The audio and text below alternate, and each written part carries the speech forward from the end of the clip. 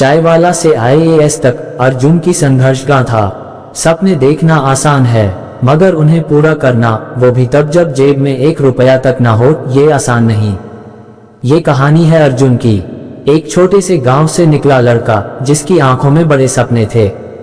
वो सपने जो उसके हालात को नहीं देखते थे बल्कि उसकी मेहनत को पहचानते थे। अर्जुन का जन्म बिहार के एक छोटे से गांव भवराही में हुआ। गांव छोटा था लेकिन संघर्ष बहुत बड़ा।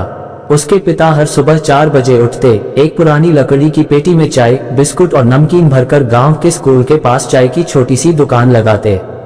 उसी दुकान को अर्जुन का स्कूल भी मान लो, क्योंकि वहीं बैठकर उसने जिंदगी के असली पाठ सीखे थे। उसकी माँ लक्ष्मी देवी घर पर पापड़ बनाकर बेचती थीं। थोड़े थोड़े पैसों से घर चलता, लेकिन मुश्किल से। अर्जुन बचपन से ही अलग था। जब बाकी बच्चे खेतों में खेलते या मोबाइल में खोए रहते, अर्जुन एक पुरानी किताब लेकर छत पर बैठा होता। उसकी माँ अक्सर पूछती, क्या कर रहा है इतना पढ़कर बेटा?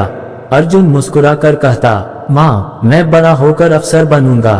उसकी माँ उसके सर पर हाथ फेर देती और कहती, बन जा बेटा, ताकि तुझ जैसे गरीबों के घरों में भी रोशनी आए। लेकिन ये रास्ता आसान नहीं था। सरकारी स्कूल की हालत आप जानते ही हैं, ना शिक्षक आते, ना पाठ्यक्रम पूरा होता।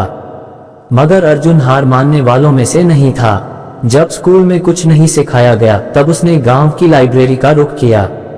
हालांकि वहां सिर्फ पुरानी किताबें थीं, फटी हुई, पन्ने गायब, लेकिन अर्जुन की भूख उन शब्दों की थी जो किसी हालात से नहीं डरती।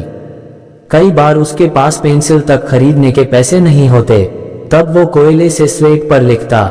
लोगों ने हंसा, अब ये कोयले से अफसर बनेगा। लेकिन अर्जुन को फर्क नहीं पड़ता।